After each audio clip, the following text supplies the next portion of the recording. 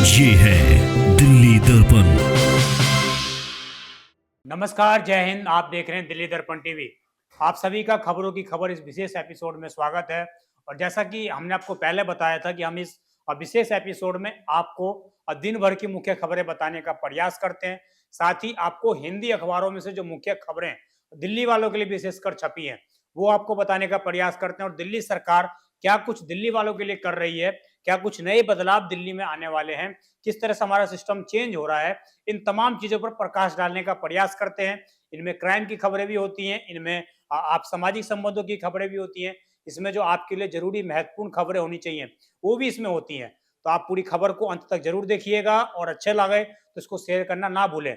और तो शुरुआत करते हैं आज की पहली खबर। सबसे पहले जो खबर आई है दिल्ली वालों के लिए खुशखबरी है। जिस तरीके से पूर्व में सरकार के अंदर मोहल्ला क्लिनिक की योजना शुरू की गई थी, अब वर्तमान सरकार भाजपा सरकार ने यह फैसला किया है कि वहां पर अब कैंसर का इलाज भी जांच भी की जाएगी।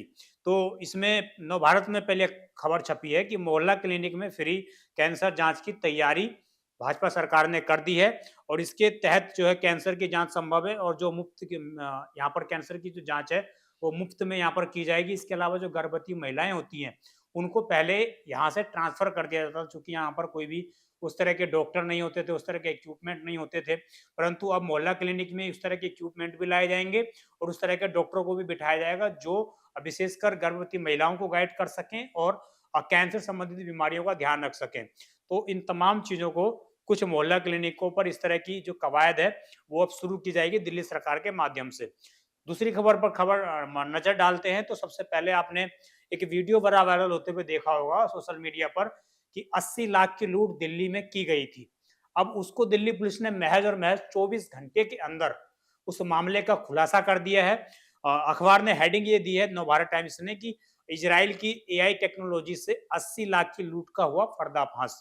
इसमें जो है लूट की हुई 80 लाख की रकम से पुलिस ने 69,50,000 रुपए जो है 79,50,000 रुपए इसमें पुलिस ने बरामद कर लिए हैं। और इसमें आरोपियों की पहचान जो है समीर और मोहम्मद अली के रूप में की गई है। इसमें यह भी बताया गया डीसीपी राजा भाटिया ने बताया कि इसमें जो है उन्होंने इसलिए छीना झपटी की थी आरोपियों ने क्योंकि उनके ऊपर कर्जा बहुत हो गया था। तो कर्जा निपटाने के लिए उन्होंने इस तरह की प्लान बनाई कि एक मार्केट में इस तरह की चीजें की जाएंगी।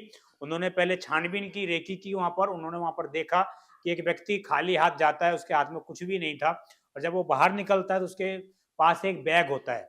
उन्होंने ये सोचा था कि इसमें 10-15 लाख ही रुपए होंगे, परंतु जब उन्होंने लेकर वहां से भागे तो पता चला कि इसमें लगभग 80 लाख रुपए का अमाउंट है। तो दोनों ने आपस में इसकी साझेदारी में बंटवारी कर ली।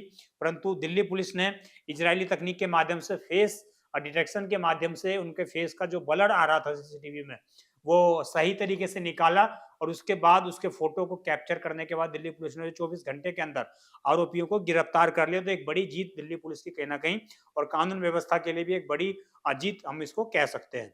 अब हम बात करें अखबार ने नवभारत टाइम्स में एक बड़ी बहादुरी के साथ एक खबर छापी है बार चुनाव के ऊपर। चूंकि दिल्ली में इलेक्शन हो रहे हैं, बार चुनाव को लेकर वकीलों के बीच में जो इलेक्शन होते हैं वो चल रहे हैं।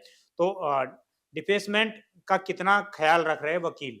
जो डिफेसमेंट एक्ट है जिसमें दीवारों के ऊपर पोस्टर लगाना दिल्ली हाईकोर्ट के नियमानुसार मना है। कुछ दिन पहले आपने दिल्ली यूनिवर्सिटी के खिलाफ सुना होगा इस तरह का मामला कि किसी भी प्रकार का पोस्टर आप दीवारों पर नहीं लगा सकते हैं। तो अखबार ने इस चीज को इंगित किया, इस चीज को इंगित किया है कि नए नियमों के साथ सभी जिला अदालतों में 21 को मतदान होगा। ये भी उसने हेडिंग दी है 21 तारीख को जो मतदान किया जाएगा बार काउंसिल का। इसके अलावा इसमें अखबार ने ये भी चीज तवज्जो दी है कि जो दीवारों पर जिस तरीके से पोस्टर लगाए जाते हैं वो नाजायज और कानून का सीधे तौर पर उल्लंघन है।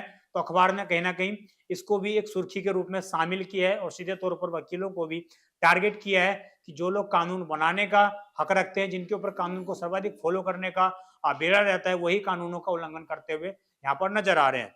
अब हम चलते हैं अगली खबर की ओर। तो अगली खबर सबसे जो महत्वपूर्ण खबर है, जो हमने हेडिंग भी दी है आपको कि कर्मचारी होंगे पक्के, सैलरी की दिक्कत नहीं, ऐसा कहना है गोयल जी का। जो एमसीडी के अंदर जो है पक्ष के सदन के नेता हैं मुकेश गोयल जी, उन्होंने ऐसा बोला है कि एमसीडी के जितने भी कर्मचारियों को 12,000 के आसपास कर्मचारियों को पक्के करने का जो वादा आम आदमी पार्टी की सरकार एमसीडी में जिसने किया था वो वादा जो है जल्द ही पूरा कर लिया जाएगा, चूंकि इसमें 800 करोड़ रुपए का स्पेशल बजट बनाया गया है। अब ये बजट कहां से आया? तो ये बजट आया है मेयर के 500 करोड़ रुपए की जो पहले बजट आवंटित होता था उसकी कटौती की गई है। इसके अलावा 300 करोड़ रुपए की जो कटौती है वो इसमें की गई है सड़कों के रखरखाव के लिए जो इस्तेमाल किए जाते हैं 300 करोड़ के बजट, उसमें से कटौती कर ये 800 करोड़ रुपए जुटाए गए हैं। इसके बिहाफ पर ये दावा किया गया है कि आने वाले समय में कर्मचारियों को जो पक्के किए जाएंगे उनकी सैलरी का जो बोझ पड़ेगा उसके बजट का प्रावधान दिल्ली के एमसीडी बजट में कर लिया गया है। अब इस पर अधिकारियों के ऊपर से भी ये बात सामने आई है कि अधिकारियों ने बोला है कि इस तरह का कोई प्रस्ताव हमारे पास बजट से पहले नहीं था। अचानक सरकार ने अपने माध्यम से बोला है कि ये पास किया जा रहा है, परंतु ऐसा भी कुछ वास्तविकता में होने वाला नहीं है। और इस तरह की चीजें अगर की जाती हैं और टैक्स में छूट दी जाती है, हाउस टैक्स की जो छूट की बात चल रही थी, अगर उसमें छूट दी जाती है तो निश्चित रूप से एमसीडी का बजट गड़बड़ाएगा और एमसीडी के बजट के हिसाब से इतना उसके पास रेवेन्यू नहीं है। रेवेन्यू का कोई दूसरा साधन नहीं है जिसके माध्यम से वो रेवेन्यू इकट्ठा कर सके और कर्मचारियों को सैलरी दे सके। तो निश्चित रूप से अभी भी जो लगातार इस पर राजनीति गरमाई हुई है, क्योंकि अगले महीने मेयर का चुनाव भी है और उससे पहले इस तरह के लगातार प्रस्ताव पास करना, इस तरह के बिल पास करना निश्चित रूप से दिखाता है कि कुछ ना कुछ दाल में काला जरूर है, क्योंकि कर्मचारियों को सिर्फ और सिर्फ मोहरा बनाया जा रहा है यहाँ पर और सिर्फ उनको अंधेरे में रखने का प्रयास चल रहा है। परंतु अभी भी नियमानुसार जो अधिकारी इस पर फाइनल फैसला लेंगे उनके अनुसार इस पर पूर्ण रूप से सहमति नहीं है अभी तक कि कर्मचारियों को पक्का किया ही जाएगा। अब हम चलते हैं अगली खबर की ओर। तो अगली खबर जो है हिंदुस्तान टाइम्स से है, जिसमें उन्होंने अपडेट दिया तकनीकी दुनिया के माध्यम से कि व्हाट्सएप में जोड़ पाएंगे इंस्टा अकाउंट, यानी कि आप इससे पहले आप जो स्टोरी ऐड करते थे वो फेसबुक से सॉरी व्हाट्सएप के माध्यम से आप फेसबुक पर भी शेयर कर सकते थे, परंतु अब आपका इंस्टा अकाउंट भी ऐड हो जाएगा, तो इंस्टा अकाउंट पर भी आपको स्टोरीज जो है शेयर कर सकते हैं और बाकी चीजें भी कर सकते हैं। ऐसा व्हाट्सएप फीचर लेकर आने वाला है। चलते हैं अगली खबर की ओर। तो बेहद ही चौंकाने वाली खबर, बेहद ही लापरवाही वाली खबर। इंटरनेट की मदद से खुद का कर डाला ऑपरेशन, लगा लिए टांके। तो ये जो खबर है ये हिंदुस्तान टाइम्स ने छापी है और इसमें एक जो युवक है उसने यूट्यूब पे वीडियो देखी कि उसके पेट में कई दिनों से दर्द हो रहा था। उसने वीडियो देखी कि किस प्रकार जो है इसका किया जा सकता है। तो वो जो है 12 टांके लगाए पेट में और खून रिसने पर परिजनों को लेकर अस्पताल पहुंचे थे। उसने खुद 12 टांके भी लगा लिए ऑपरेशन करने के बाद। और इसके अलावा 32 वर्षीय राज बाबू ने मथुरा के बाजार में खरीदा सर्जरी करने का सामान। मथुरा के बाजार से सर्जरी का सामान खरीदा। राजा बाबू जिसका नाम बताया जा रहा है मथुरा का रहने वाला है और अपने आप इसने यूट्यूब पे वीडियो देखा, खुद ही पेट की सर्जरी कर ली और खुद ही टांके भी लगा लिए। और जब खून बहने लगा, जब खून बहने की समस्या सामने आई तो पेरेंट्स इनको हॉस्पिटल में लेके पहुंचे तो डॉक्टरों ने काफी आगे हॉस्पिटल में इसको ट्रांसफर किया, चूंकि बताया कि अति गंभीर समस्या है ये। जी, अब चलते हैं अगली खबर की ओर। अगली खबर जो है इसमें आर्थिक जो खबर पर विश्वास रखते हैं उनके लिए है, आर्थिक समाचार जो देखना पसंद करते हैं उनके लिए है। ये इसमें जो है बताया गया है कि जल्द ही 1 लाख का स्तर छू सकता है सोना। जैसा कि आपको पता है कि लगातार पिछले 6 साल, पिछले 6 महीने में 1 साल से लगातार जो है सोने के रेट बढ़ते जा रहे हैं। तो अब ये अनुमान लगाया गया कि आने वाले समय में ये सीमा 1 लाख तक जा सकती है, यानी कि 1 लाख रुपए सोने का भाव जा सकता है। और इसमें भाव क्यों बढ़ रहे हैं ये भी अखबार ने बताया है। उसने बताया कि बढ़ते वैश्विक तनाव के चलते सुरक्षित निवेश की मांग बढ़ी है। लोगों को इसके प्रति विश्वास जता है कि भाई हम सोने में पैसा लगाते हैं तो हमारा पैसा सुरक्षित है। दूसरा, दुनिया भर के केंद्रीय बैंकों ने सोने की खरीदारी बढ़ाई है, इस कारण भी सोने के दाम बढ़ रहे हैं लगातार। और गोल्ड ईटीएफ में निवेश रिकॉर्ड निवेश हुआ है, मतलब म्यूचुअल फंड में तो निवेश घटता जा रहा है परंतु गोल्ड ईटीएफ में निवेश बढ़ता जा रहा है। अमेरिकी फंड को नीतिगत बैठक का इंतजार है। तो इसके ये जो एक कारण बताए गए हैं कि कुछ इसके कारण जो है सोने के रेट लगातार बढ़ रहे हैं और चांदी भी चूंकि 1 लाख पहले ही पार कर चुकी है और आने वाले समय में कुछ और कीमतें उसमें बढ़ावा मिलेगा। तो लगातार निवेशक जो है वो सोना और चांदी को अपना पहली प्राथमिकता देकर उनमें निवेश करने का प्रयास कर रहे हैं। तो अगर आपने भी अभी तक सोना नहीं खरीदा है तो सोना खरीदिए और पैसे कमाइए। चलते हैं अगली खबर की ओर। तो सुप्रीम कोर्ट ने एक बड़ी टिप्पणी की है कि क्या दिखाने के लिए है राशन कार्ड, ऐसा हाई कोर्ट ने बोला, सुप्रीम कोर्ट ने बोला है। उन्होंने ये बोला है कि लगभग 72 से 75% लोगों को देश के अंदर राशन कार्ड मिले हुए हैं और उन सभी को गरीबी रेखा के अंदर आंका जाता है, परंतु जो वास्तविकता में बीपीएल धारक हैं उनको राशन कार्ड का फायदा नहीं मिल रहा है। सुप्रीम कोर्ट ने कड़ी फटकार लगाते हुए केंद्र सरकार से पूछा है कि आप इस तरह से जो राशन बांटे जा रहे हैं राशन कार्ड के आधार पर, इस तरह की लापरवाही कब तक चलती रहेगी, कब तक आपके पास सही डेटा आएगा जिसके माध्यम से आप ये बता पाएंगे कि किन गरीब लोगों को वास्तविकता में राशन कार्ड का फायदा मिल रहा है। तो सुप्रीम कोर्ट ने एक बड़ा फैसला लिया, आने वाले समय में क्या राशन कार्ड पर रोक लगेगी, क्या इस तरह के राशन कार्ड बैन होंगे, क्या फर्जी राशन कार्ड जो चल रहे हैं उन पर रोक लगेगी, ये देखने वाला विषय होगा कि केंद्र सरकार इस पर क्या फैसला लेती है।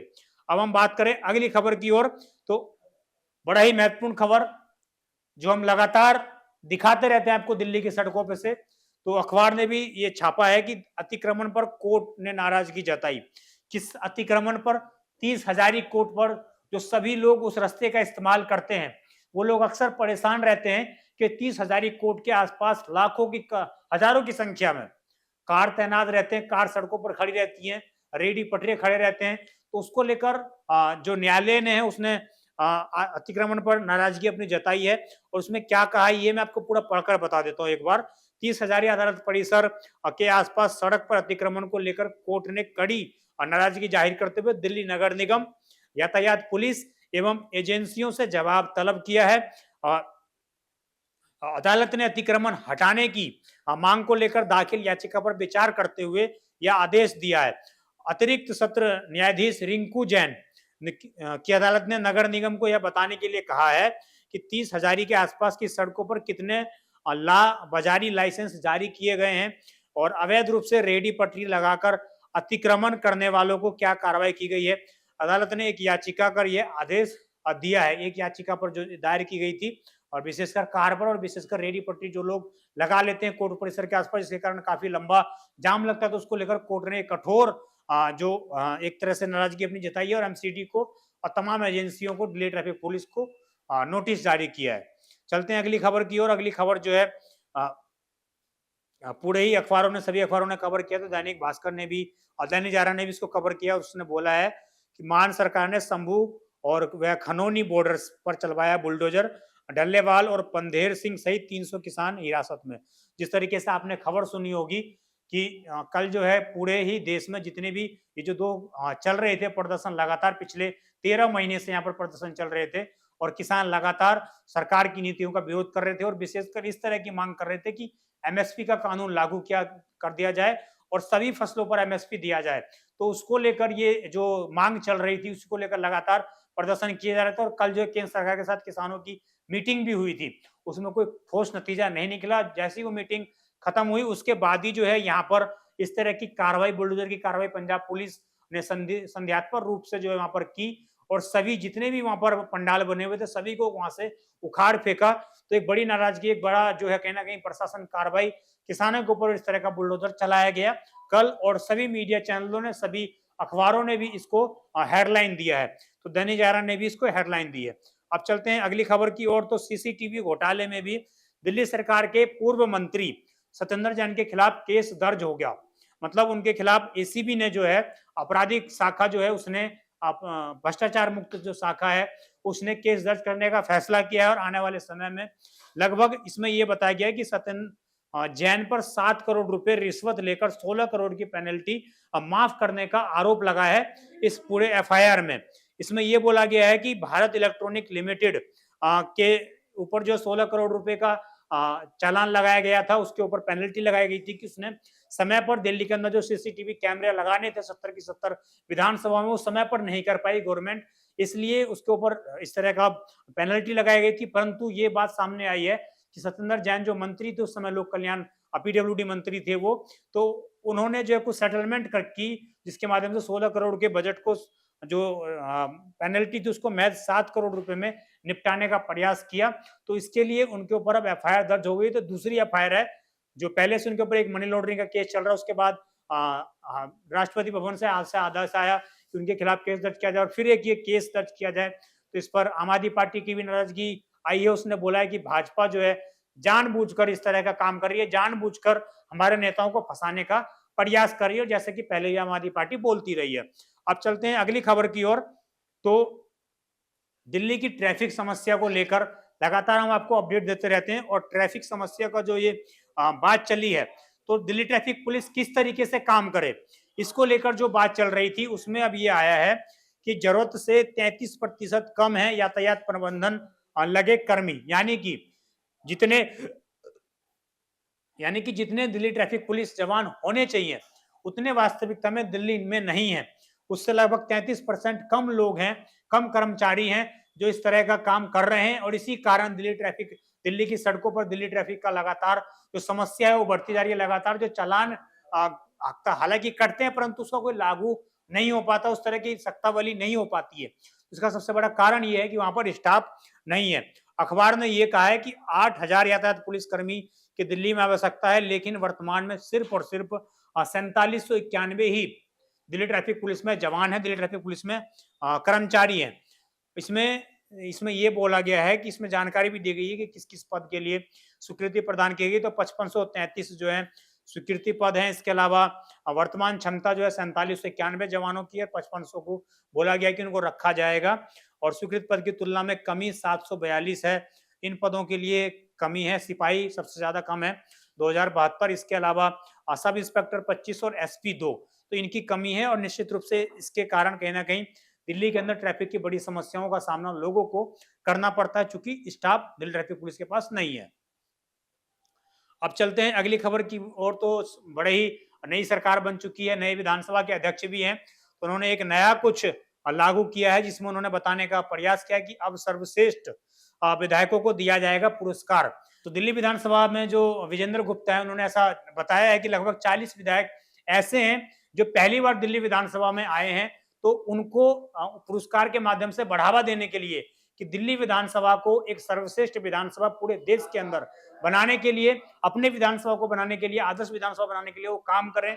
और उसके बाद कहीं ना कहीं उनको पुरस्कृत भी सरकार के माध्यम से और दिल्ली विधानसभा की ओर से किया जाएगा। तो इसीलिए इस तरह की योजना एक शुरू की गई है। और ऐसा पहले भी होता रहा है, परंतु पिछले 10 सालों में इस तरह की चीजें नहीं की गई।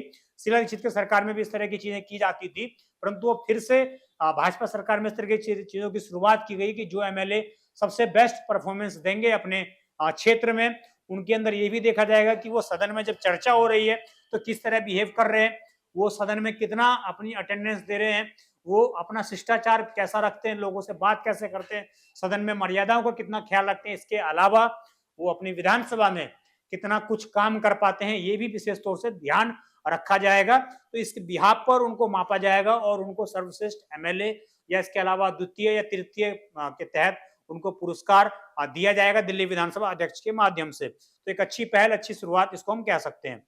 अब चलें अंतिम खबर की ओर। तो बड़ी ही रोचक खबर ये आई है दुनिया से, चूंकि दैनिक जागरण कुछ नया दिखाने का प्रयास करता है, तो इसने बताया कि ब्रिटेन में $500 में एक अंडा जो है वो बिका है। इसमें यह बताया गया कि ये अंडा तमाम अंडों से अलग हटकर है। यहाँ पर ये अंडा जो है पूर्ण रूप से गोल आकृति में है। नॉर्मली अंडा थोड़ा अंडाकार में होता है, परंतु ये पूर्ण रूप से गोल है। तो इसको लगभग $500 में इसकी बिकवाली हुई है। इसमें यह भी बताया गया है कि ब्रिटेन में नीलामी से एक अंडा चौंका देने वाली कीमत में बिका। इसकी कीमत लगभग $500 रही। इसमें यह बताया गया है कि जो मालिक हैं उनको ये उम्मीद थी कि सिर्फ $12 $13 में बिकेगा, परंतु लगभग इसकी बोली लगते लगते 500 करोड़ तक पहुंच गई। और ये ऐसा इसलिए हुआ है कि क्योंकि ये कई अरबों में एक ऐसा अंडा आता है जो इस तरीके से पूर्ण रूप से गोल होता है। तो इसको आप जो है खा नहीं सकते, ये ऐसा अंडा इसको खा भी नहीं सकते, क्योंकि जब मालिक को पता लगा था कि ये पूर्ण रूप से गोल अंडा है तो उसने पहले ही जो है इसको नमक के पानी में रख दिया, तो इसको खाया नहीं जा सकता है। तो एक अंडे की बिकवाली हुई जिसको लेकर 500 करोड़ रुपए की बोली लगी। तो इसी तरह की तमाम खबरें देखने के लिए आप देखते रहें दिल्ली दर्पण टीवी। और आपको ये खबर अच्छी लगी हो तो शेयर अवश्य करिएगा, और आपकी कोई भी राय हो इस विशेष एपिसोड पर तो आप कमेंट अवश्य करिएगा। आप देखते रहें दिल्ली दर्पण टीवी। मैं विजय ठाकुर, धन्यवाद। लेटेस्ट खबरों के लिए सब्सक्राइब करें हमारा YouTube चैनल या फिर लॉग ऑन करें www.delhidarpantv.com। खबरों की कवरेज और विज्ञापनों के लिए संपर्क करें।